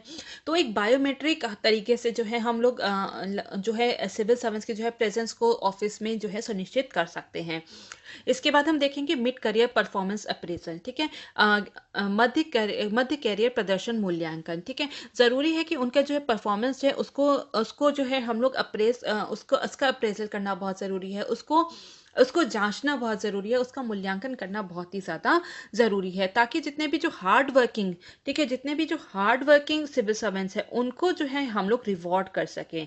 जब तक हम लोग उनके परफॉर्मेंस को देखेंगे ही नहीं, तब तक हम लोग पहचानेंगे कैसे कि हार्ड वर्किंग कौन से हैं, कौन से ऐसे सिविल सर्वेंट्स हैं जो कि इनएफिशिएंट है। जितने भी इनएफिशिएंट हैं उनको पनिश करके या फिर उनको जो है हम लोग कंपलसरी रिटायरमेंट भी दे सकते हैं नॉन परफॉर्मिंग ऑफिशियल्स को, ठीक है। तो हम लोग आइडेंटिफाई कर सकते हैं कि इनएफिशिएंट पर्सनल को, हम लोग उनके अंदर जो है कॉम्पिटेंसीज को भी डेवलप कर सकते हैं। और अगर हम समय समय पर उनकी परफॉर्मेंस का जो है मूल्यांकन करेंगे तो उससे क्या होगा, जितने भी सिविल सर्वेंट्स हैं वो अपना काम जो है बहुत ही डिलीजेंटली भी करेंगे, ठीक है, बहुत ही सीरियसली होके जो है अपना काम को करेंगे। और इसके साथ साथ जो है उनको उनमें प्रोफेशनलिज्म को भी बहुत ही ज़्यादा हम जो है बढ़ावा दे सकेंगे। और compulsory retirement for non performing official, जैसा कि हमने बात की कि जो भी ऑफिसर्स ऐसे हैं जो कि परफॉर्म नहीं कर रहे हैं उनको कंपलसरी रिटायरमेंट भी दे सकते हैं। हालांकि इसमें बहुत सारे जो हैं, इसमें भी बहुत सारे इश्यूज इन्वॉल्व हैं, क्योंकि समटाइम्स क्या होता है, अगर कोई मिनिस्टर होता है, अगर उसके कहे पे काम नहीं होता तो उनको क्या होता है, उनको जो है कंपलसरी रिटायरमेंट दे दिया जाता है। तो यहाँ पे इसका जो है मिसयूज भी किया जा सकता है। इसके साथ साथ एक पॉइंट और है जो कि यहाँ पर इंक्लूड नहीं किया गया है। 8th पॉइंट क्या होगा, 8th पॉइंट होगा ई गवर्नेंस, ठीक है। ई गवर्नेंस में क्या होगा, टेक्नोलॉजी के यूज़ से जो है हम लोग गुड गवर्नेंस को सुनिश्चित कर सकते हैं। तो ये जो है कुछ रिफॉर्म्स लाने की ज़रूरत है सिविल सर्विसेज में, ताकि इसको और जो है अच्छा बनाया जा सके। तो इसके लिए भी सरकार ने भी बहुत सारे इनिशिएटिव्स उठाए हैं। गवर्नमेंट इनिशिएटिव्स को देखें तो हम क्या देखते हैं, 360 डिग्री परफॉर्मेंस अप्रेजल, ठीक है, 360 डिग्री प्रदर्शन मूल्यांकन, जितने जब भी परफॉर्मेंस को अप्रेजल हुआ होता है या फिर मूल्यांकन किया जाता है, तो उसमें क्या होता है, उसमें कई तरीके से, ठीक है, सीनियर से, जूनियर से, पीयर्स से, जो कि आपके जो आपके लेवल के जो ऑफिसर्स हैं, उन सब से ही आपका फीडबैक लिया जाता है, ताकि जो है उनकी कार्य करने की जो कैपेसिटी है, कैपेबिलिटी है, और वो किस एफिशिएंटली काम कर रहे हैं कि नहीं, उसको हम देख सकें। इसके बाद क्या है, इसके बाद है कर्मयोगी योजना। ठीक है, कर्मयोगी योजना क्या क्या मुख्य उद्देश्य क्या है कि सरकारी कर्मचारियों की क्षमता को विकसित करना। ठीक है, सरकारी जितने भी उनके जो डेवलप उनके जो उनका ओवरऑल डेवलपमेंट पे इसमें जो है उसमें ध्यान दिया जाता है, और सरकार द्वारा इसमें बहुत सारे जो है संशोधित किए जाएंगे, जैसे कि जितने भी सिविल सर्वेंट्स हैं उनको समय समय पर ट्रेनिंग देने की बात कही गई है, और इसमें जो है यहाँ पे ई लर्निंग कंटेंट, उनको ई लर्निंग कंटेंट भी मुहैया कराने की बात कही गई है, और जिससे कि सरकारी कर्मचारियों की कार्य क्षमता को बढ़ाया जा सकता है। ठीक है, नेक्स्ट क्या है, नेक्स्ट है लेटरल एंट्री या फिर पार्श्व प्रविष्टि। ठीक है, तो इसका लेटरल एंट्री का मतलब क्या होता है कि कुछ जो स्पेशलाइज्ड नॉलेज के जो लोग होते हैं उनको ब्यूरोक्रेसी में इंडक्ट करना। ठीक है, उनको ब्यूरोक्रेसी में जो है इंडक्ट करना, जो रेगुलर अपॉइंटमेंट होता है उसको नहीं, जो भी हायर लेवल पे जो है स्पेशलाइज नॉलेजेबल पर्सन को जो है इंडक्ट करना, उनको जो है जब उनकी एंट्री की जाती है रेगुलर रिक्रूटमेंट मोड से हट कर, तो उसको क्या कहते हैं, उसको हम कहते हैं लेटरल एंट्री। और जून 2018 में, ठीक है, जून 2018 में डीओपीटी जो है, ठीक है, department of personal and training जो है, उन्होंने 10 पोस्ट के लिए जो है एप्लीकेशन इनवाइट की थी अलग अलग डिपार्टमेंट में, जैसे कि डिपार्टमेंट ऑफ इकोनॉमिक अफेयर्स हो गए, डिपार्टमेंट ऑफ रेवेन्यू है, कॉमर्स एंड हाईवेज, जो कि ऐसे 10 डिपार्टमेंट थे जहां पे की एप्लीकेशंस मांगी गई थी सीनियर लेवल पोजीशन के लिए। इसके बाद हम देखते हैं कि integrated government online training programme है, एकीकृत सरकारी ऑनलाइन प्रशिक्षण कार्यक्रम है, जिससे कि सिविल सर्विसेज को समय समय पर जो है देश की जो नीड्स हैं उसके हिसाब से जो है उनको ट्रेनिंग दी जा सके, वहाँ के जो सिटीजन है वो उनसे क्या एक्सपेक्ट करती हैं, उनके प्रति उनके क्या अकाउंटेबिलिटी है, उनको किस तरीके से डील करता है, उनकी नीड्स को किस तरीके से फुलफिल करना है, तो उसके लिए समय समय पर ट्रेनिंग की भी यहाँ पे ट्रेनिंग का भी जो है एक प्रोविजन रखा गया है। तो ज़रूरी है कि पूरी जो सिविल सर्विसेज है उसको हम लोग को बहुत स्ट्रॉन्ग करना होगा, ताकि जो है यहाँ पे जो है इसको एक फेयर तरीके से जो है पूरा जो एग्जीक्यूटिव है नीति निर्माण जो है किया जा सके, तभी जो है हमारी डेमोक्रेसी जो है वो इंटैक्ट रहेगी। इसके बाद हम नेक्स्ट क्वेश्चन देखेंगे, जो कि क्वेश्चन है पेपर नंबर 3 से, और क्वेश्चन है what are the causes of frequent floods in the Himalayan region, also suggest measures to reduce flood vulnerability in the Himalayas. Himalaya क्षेत्र में बार बार बाढ़ आने के क्या कारण है, हिमालय में बाढ़ की संवेदनशीलता को कम करने के उपाय भी सुझाएं। ठीक है, तो अब हम यहाँ पे इस पूरे क्वेश्चन को हम लोग डिस्कस कर लेंगे। तो इंडिया जो है वो फ्लड प्रोन कंट्री है। ठीक है, यहाँ पर बाढ़ प्रवण देश है, और अगर हम इंडिया की बात करें तो यहाँ पर 35 में से 23 स्टेट्स और केंद्र प्रशासित प्रदेश ऐसे हैं जो कि बाढ़ की चपेट में कभी भी आ सकते हैं। इन शॉर्ट हम कह सकते हैं कि इंडिया का 1/8 रीजन जो है वो फ्लड प्रोन रीजन है। और यहाँ पे हमने देखा है कि जो है इंडिया में जो है हमें रिसेंट में जो है कई जो है फ्लड्स के इंसिडेंसेस देखने को मिले हैं, और हिमालयन रीजन जो कि बहुत ही ज़्यादा फ्रेजाइल है, वहाँ पर भी जो है हम देख रहे हैं कि इधर जो फ्लड्स की या फिर बाढ़ आने की जो हमारे पास इंसिडेंसेस है वो बहुत ही ज़्यादा बढ़ गए हैं। तो अगर हम कुछ डेटा की बात करें, ठीक है, तो IIT बॉम्बे और नेशनल इंस्टीट्यूट ऑफ हाइड्रोलॉजी, ठीक है, इन्होंने एक सर्वे किया था, इन्होंने डेटा जो दिया है उसमें बताया है कि 1980 से लेकर 1991 तक और 1992 से लेके 2003 तक, ठीक है, तो इस पीरियड में यहाँ पर अगर हम हिमाचल प्रदेश की बात करें, सतलज रिवर बेसिन में, ठीक है, सतलज रिवर बेसिन में, और जो है यहाँ पर गंगा हेडवाटर्स में एक्सट्रीम रेनफॉल इवेंट्स, मतलब कि तीव्र वर्षा वाले जो इंसिडेंसेस होते हैं वो जो है वो दुगने हो गए हैं। इस रीजन में, हिमाचल प्रदेश में सतलज रिवर बेसिन में और गंगा हेड वाटर्स में, ठीक है, जो कि उत्तराखंड में है। यहाँ पर जो तीव्र रेनफॉल वाले इंसिडेंसेस जो हैं वो दुगने हो गए हैं इस टाइम पीरियड के दौरान। इसी के साथ साथ अगर हम आईआईटी खड़गपुर का अगर हम डेटा की बात करें तो उन्होंने बताया है कि साउथ इंडिया में और हिमालयन रीजन में, ठीक है, यहाँ पर जो है एक्सट्रीम रेनफॉल जो है यहाँ पर देख पाई गई है साउथ वेस्ट मानसून में। ठीक है, साउथ वेस्ट मानसून के दौरान जो है साउथ इंडिया और हिमालयन रीजन में जो है एक्सट्रीम रेनफॉल इंसिडेंसेस पाए गए हैं, जिसकी वजह से यहाँ पे जब एक्सट्रीम रेनफॉल होती है तो जगह जगह पे हमें बाढ़ जैसे इंसिडेंसेस देखने को मिलते हैं, जैसे कि केरला में देखा गया है, तमिलनाडु में देखा गया है। तो और जो हिमालयन रीजन जो कि बहुत ही फ्रेजाइल इकोसिस्टम है जहाँ का, वहाँ पे भी फ्लड्स वजह से इंसिडेंसेस बहुत ज़्यादा हमें देखने को मिले हैं। फॉर एग्जांपल जैसे कि लेह फ्लड्स था, ठीक है, लेह फ्लड्स है, केदारनाथ फ्लड्स है जो कि 2013 में आया था, और जो अभी ऋषि गंगा फ्लड्स का जो इंसिडेंसेस हैं, ठीक है, ऐसे हमें जो है इंसिडेंसेस बहुत ही ज़्यादा फ्रिक्वेंटली देखने को मिल रहे हैं, क्योंकि जो हिमालयन इकोसिस्टम है वो बहुत ही ज़्यादा फ्रिजाइल है। तो यहाँ पे इनके कारण क्या है, हिमालय में बाढ़ के कारण क्या है, reasons for flood in Himalayas क्या है। सबसे पहले हम बात करेंगे तो वो है क्लाउड बर्स्ट का।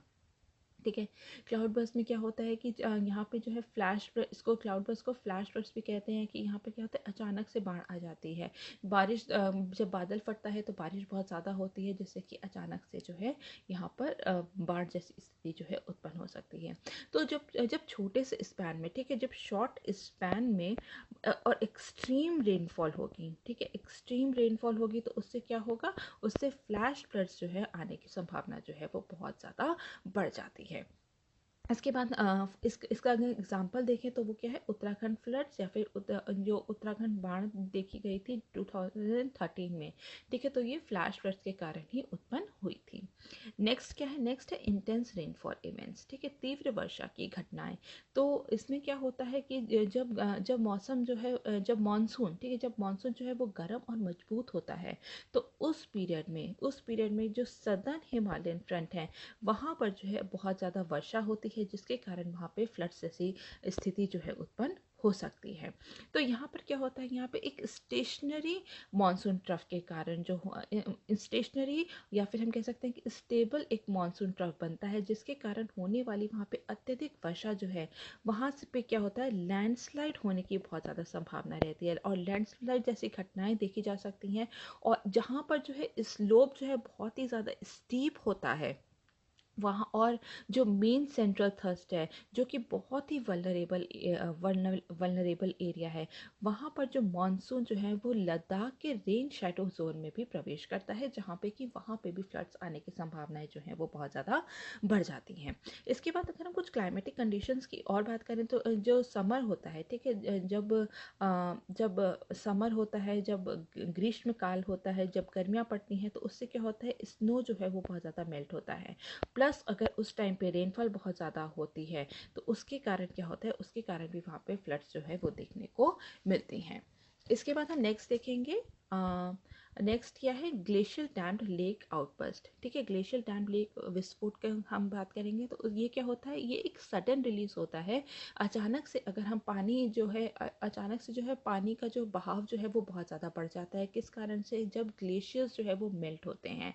ठीक है, ग्लेशियर्स जो है मेल्ट होते हैं तो अचानक से पानी का बहाव बहुत ज़्यादा बढ़ जाता है, और जो नीचे की जो स्ट्रीम्स होती हैं वहाँ पर जो है फ्लड्स आने की संभावनाएं जो है वो बहुत ज़्यादा बढ़ जाती हैं। और ये क्या होता है, ये जल निकाय या फिर वाटर बॉडीज़ के टूटने से उत्पन्न होती हैं ग्लेशियर लेक आउटबर्स्ट फ्लड। ठीक है, तो तो जब भी जो है वाटर बॉडीज़ के टूटने से उत्पन्न होती हैं, एग्जाम्पल की बात करें तो काराकोरम हिमालय में, ठीक है, काराकोरम हिमालय में जो श्योक रिवर है उसमें अक्सर ऐसी घटनाएं हमें देखने को मिलती हैं। ठीक है, श्योक रिवर में काराकोरम रीजन में हमें जो है अक्सर ऐसी घटनाएं जो देखने को मिलती हैं, जहाँ पर कि ग्लेशियर जो है वो टूट के आता है, या फिर अचानक से जो है ग्लेशियर से जो है पानी बहुत ज़्यादा मेल्ट होके आता है, और बर्फ़ बहुत ज़्यादा मेल्ट होकर पानी जो है नीचे की डाउन स्ट्रीम्स में जो है वो भर जाता है। और ऐसा ही एग्जांपल जो है केदारनाथ इंसिडेंट में भी देखा गया था, जहाँ पे कि एक्सेसिव रेनफॉल के साथ जो है चौराबाड़ी,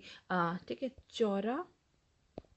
बारी चौरा बारी जो ग्लेशियर है उसमें जो है एक झील के टूटने के कारण जो है केदारनाथ फ्लड्स जो है वो आया था।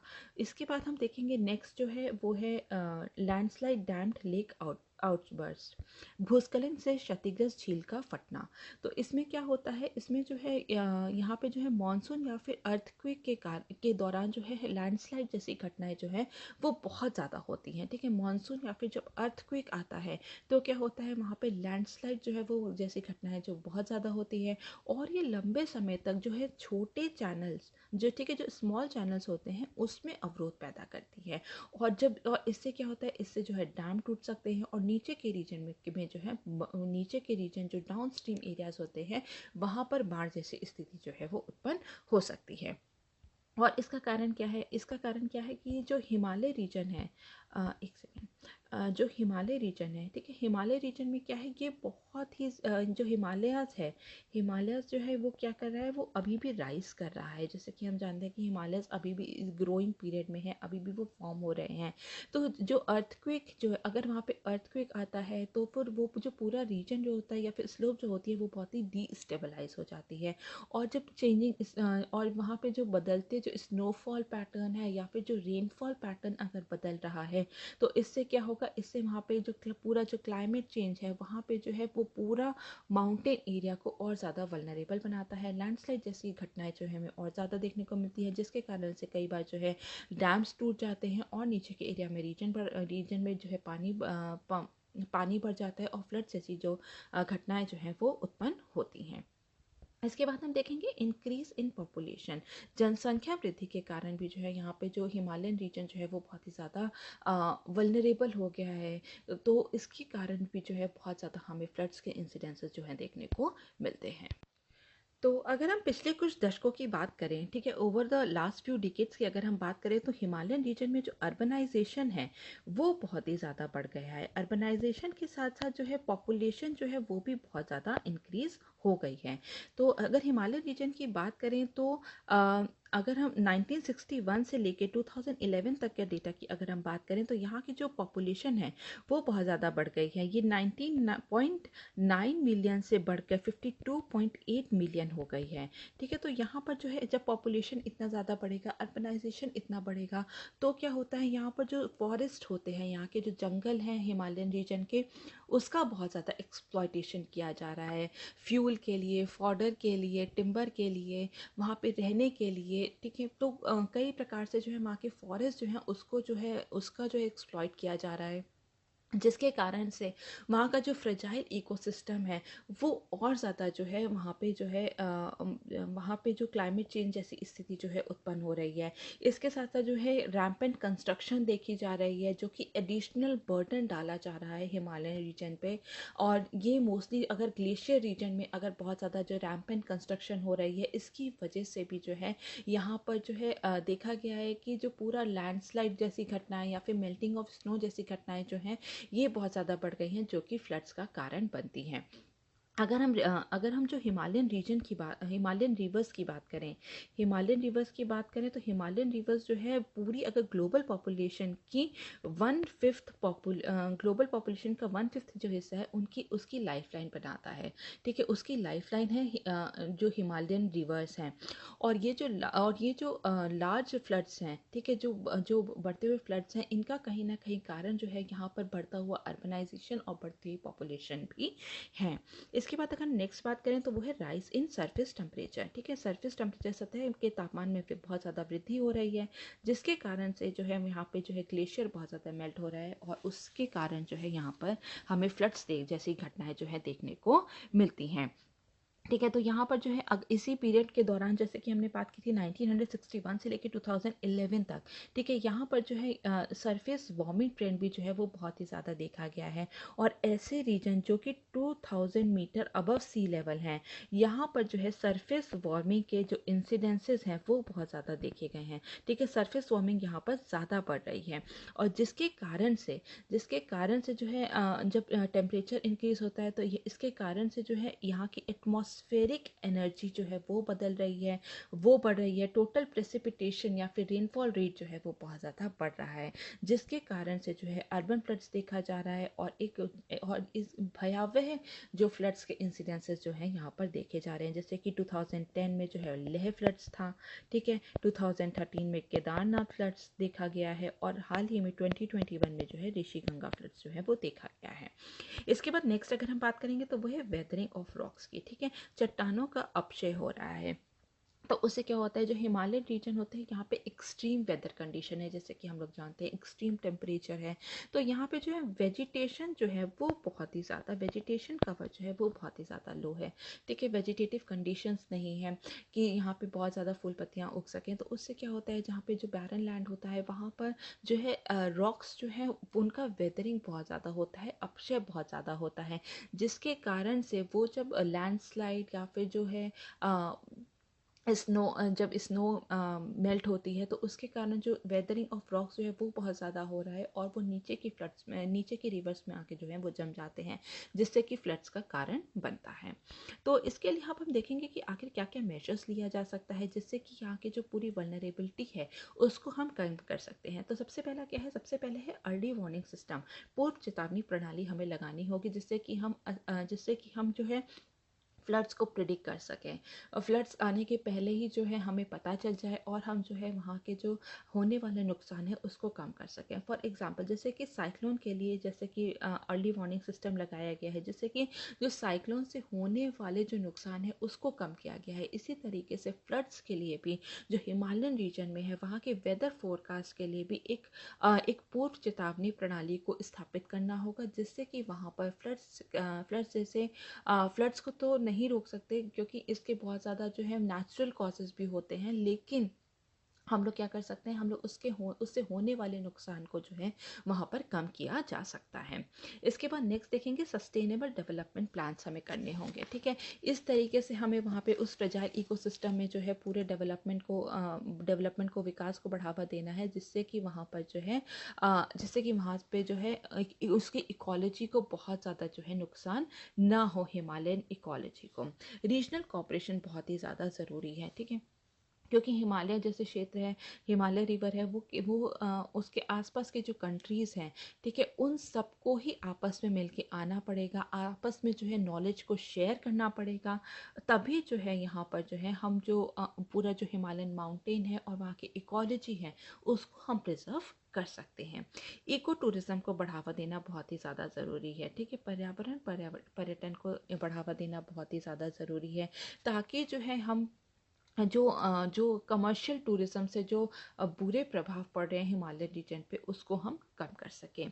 इन्वायरमेंटल इम्पैक्ट असेसमेंट करना बहुत ज़्यादा ज़रूरी है, पर्यावरण पर प्रभाव आकलन करना बहुत ज़रूरी है। जब भी कोई वहाँ पे प्रोजेक्ट लगाया जाता है, इंफ्रास्ट्रक्चर प्रोजेक्ट लगाया जाता है या फिर कहीं पर डैम बनाया जाता है, तो उसके पहले इन्वायरमेंटल इम्पैक्ट असेसमेंट देखना बहुत ही ज़्यादा ज़रूरी है, ताकि जो है यहाँ पे जो होने वाले नुकसान को हम कम कर सकते हैं। इसके बाद एक फ्लड रिस्पांस टीम होनी चाहिए, ठीक है, बाढ़ प्रतिक्रिया टीम होनी चाहिए जो कि स्पेशलाइज्ड हो फ्लड जैसी कंडीशन से डील करने के लिए। साथ साथ एक फंड बनाना चाहिए जो कि फ्लड जैसी कंडीशन से निकलने के लिए हमें मदद कर सके। इसके साथ साथ जो है यहाँ पे जो NDMA और SDMA के अंतर्गत, ठीक है, अंतर्गत एक जो है फ्लड रिस्पांस टीम होनी चाहिए जो कि उसके लिए जो स्पेशलाइज्ड नॉलेज हो, स्पेशलाइज्ड तरीके से वो लोग फ्लड से डील कर सकें। Next is use of technology, ठीक है, टेक्नोलॉजी को यूज़ करके भी हम फ्लड जैसी कंडीशन को बहुत ज़्यादा हद तक जो है उससे होने वाले नुकसान को जो है वो कम कर सकते हैं। सैटेलाइट इमेजिंग है, रेडार के ज़रिए जो हम रेडार है, landslide and glacier lake monitoring system, ठीक है, हम लोग मॉनिटर कर सकते हैं कि कहाँ पे जो है ग्लेशियर लेक बन रहे हैं या फिर जो लैंडस्लाइड कहाँ पे हो रही है, जिससे कि जो है वहाँ पर पहले से ही, ठीक है, वहाँ जहाँ पे पहले से ही जो है वहाँ वहाँ पे एक स्टेप लिया जा सके जिससे कि नुकसान को कम किया जा सकता है। डीसिल्टिंग ऑफ रिवर, नदियों की गाद निकालना बहुत ज़्यादा ज़रूरी है, क्योंकि जब नदियों में गाद बहुत ज़्यादा बढ़ जाता है तो उससे फ्लड्स बहुत ज़्यादा बढ़ते हैं। ठीक है, पानी का लेवल जो है वो बहुत ज़्यादा बढ़ जाता है, जिससे कि फ्लड्स आने की संभावनाएं जो है और ज़्यादा बढ़ जाती हैं। इसके बाद है एफॉरेस्टेशन, वनीकरण करना बहुत ज़्यादा ज़रूरी है, ताकि जो वेदरिंग ऑफ रॉक्स है, सॉइल इरोजन है, उसको बहुत हद तक जो है वो रोका जा सके।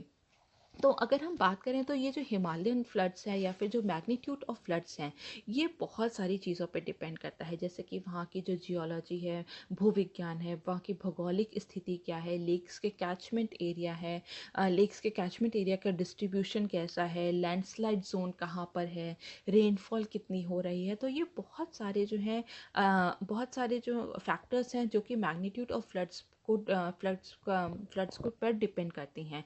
ठीक है, तो इसके लिए ज़रूरी है कि यहाँ पे हम ये कुछ स्टेप्स लें जिससे कि यहाँ पर जो है वल्नरेबिलिटी को कम किया जा सके। इसके साथ साथ गवर्नमेंट भी ने भी बहुत ज़्यादा स्टेप्स लिए हैं। फॉर एग्जांपल, इंडियन गवर्नमेंट का जो 8 national mission under its national action plan on climate change है।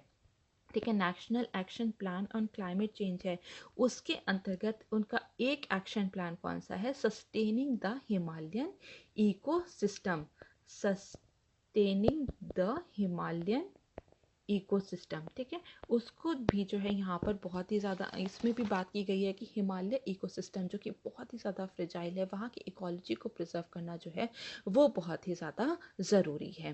ठीक है, इसके लिए बहुत सारे जो है यहाँ पर इसके अंतर्गत जो है बहुत सारे वो दिए गए हैं, बहुत सारी जो है गाइडलाइंस दी गई हैं, जिससे कि हम लोग जो है हिमालयन इकोसिस्टम को जो है वो जो है उसको प्रिजर्व कर सकते हैं। तो हमारा नेक्स्ट क्वेश्चन जो है वो है पेपर नंबर 4 से, और क्वेश्चन है what does accountability mean in the context of public service, what measures can be adopted to ensure individual and collective accountability of public servants.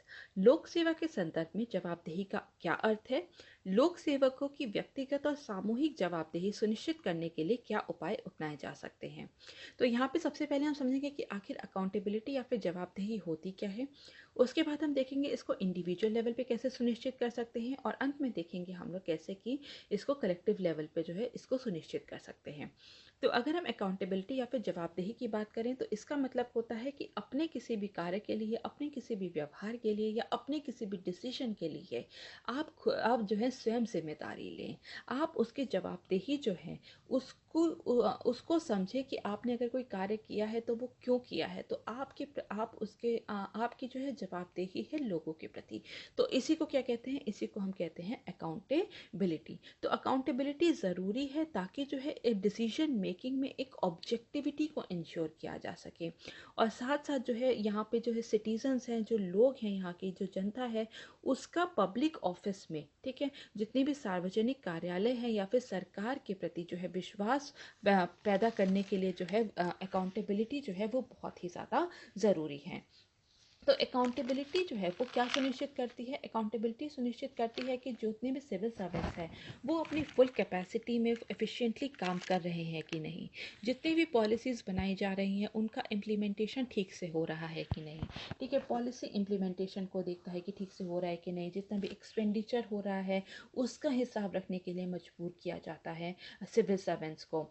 ठीक है, कि वो अपनी डिस्क्रिशनरी पावर्स जो है उसको कम से कम जो है वो यूज़ करें। इसके बाद जो है यहाँ पे जो है पब्लिक ऑफिस में ट्रस्ट फेथ बनाने के लिए भी बहुत ज़्यादा ज़रूरी है। इन शॉर्ट अगर हम कहें तो गुड गवर्नेंस के लिए एक अकाउंटेबिलिटी जो है वो एक बेसिक फैक्टर है। तो अब हम देखेंगे कि आखिर इसको इंडिविजुअल लेवल पे किस तरह से सुनिश्चित किया जा सकता है। ठीक है, तो सबसे पहले क्या है, अधीरेंस टू सर्विस रूल्स, सेवा नियमों का पालन करना बहुत ही ज़्यादा ज़रूरी है। जब भी किसी को अपॉइंट किया जाता है तो उसको बहुत सारे जो है सर्विस रूल्स बताए जाते हैं, तो उसको पूरी तरीके से फॉलो करके लोग जो हैं वो अपनी लोगों की जो है जवाबदेही और जिम्मेदारी को हम लोग जो है उनको बता सकते हैं कि आपकी जवाबदेही किसके प्रति है। ठीक है, next is well defined individual responsibilities, अच्छी तरह से परिभाषित व्यक्तिगत जिम्मेदारियाँ होनी चाहिए, क्योंकि अगर रोल ही डिफाइन नहीं होगा, उसे पता ही नहीं होगा किसी व्यक्ति को कि उसे क्या करना है, उसका रोल ही वेल डिफाइन नहीं होगा, तो जो है उसकी जवाबदेही हम लोग तय नहीं कर सकते हैं। तो किसी भी इंडिविजुअल की जवाबदेही, किसी की भी इंडिविजुअल को अकाउंटेबल करने के लिए उसका रोल डिफाइन करना बहुत ही ज़्यादा ज़रूरी है, और अगर वो अपना रोल पूरा नहीं कर पाता है तो उसको जो है वहाँ पे उसको जो है पनिश भी किया जा सकता है। नेक्स्ट इज इंटरनल ऑडिट और डिपार्टमेंटल इंक्वायरी। आंतरिक लेखा परीक्षा या विभागीय जांच होनी चाहिए, समय समय पर डिपार्टमेंटल इंक्वायरी होनी चाहिए, इंटरनल ऑडिट होना चाहिए, जिससे कि इंडिविजुअल की परफॉर्मेंस को हम लोग जो है जांच सके, उसका अप्रेजल कर सकें इंडिविजुअल की परफॉर्मेंस का, कि उसने किस तरीके का कार्य किया है, उसने क्या कार्य नहीं किया है, वो अपना कार्य जो है वो किस तरीके से बेहतर कर सकता था। तो समय समय पे इंटरनल ऑडिट होना चाहिए और डिपार्टमेंटल इंक्वायरी होनी चाहिए। नेक्स्ट इज सुपरविजन, पर्यवेक्षण होना बहुत ही ज़्यादा ज़रूरी है। जो भी अगर कोई भी सिविल सर्वेंट कोई काम कर रहा है तो उसको सुपरविजन भी होना चाहिए, ताकि जो है वो अपनी डिस्क्रिशनरी पावर मन मुताबिक काम नहीं करें, बल्कि जो एक फॉर्मल रूल्स एंड रेगुलेशंस है उसको फॉलो करते हुए कोई भी काम करना चाहिए। नेक्स्ट इज ट्रेनिंग, प्रशिक्षण होना चाहिए। जितने भी सिविल सर्वेंट्स हैं उनको उनकी ट्रेनिंग होनी चाहिए कि कोड ऑफ एथिक्स के लिए, मॉरल एथिकल वैल्यूज़ के लिए जो है उनको ट्रेनिंग भी होनी चाहिए, ताकि उनके अंदर एथिकल वैल्यूज़ को हम लोग इंस्टिल कर सकें, इनकलकेट कर सकें। नेक्स्ट हम देखेंगे कि कलेक्टिव लेवल पे क्या क्या हो सकता है। तो कलेक्टिव लेवल की अगर हम बात करें तो कलेक्टिव लेवल का मतलब होता है कि जो भी हेड ऑफ द डिपार्टमेंट है, ठीक है, किसी भी डिपार्टमेंट का जो हेड है, अगर डिपार्टमेंट से कहीं पे भी चूक होती है तो उसका हेड ऑफ द डिपार्टमेंट जो है उसकी जो है जिम्मेदारी ले, उसकी नैतिक जिम्मेदारी ले कि हाँ हमारे से कोई गलती हुई है। तो इसको क्या कहेंगे, हम इसको कहेंगे कलेक्टिव लेवल पे रिस्पॉन्सिबिलिटी या फिर अकाउंटेबिलिटी। तो इसके लिए सबसे पहले जो है ट्रांसपेरेंसी होनी बहुत ही ज़्यादा ज़रूरी है। पूरा जो भी कार्यशैली है उसमें ट्रांसपेरेंसी होनी बहुत ही ज़्यादा ज़रूरी है, तभी जो है अकाउंटेबल हम किसी को कर सकते हैं।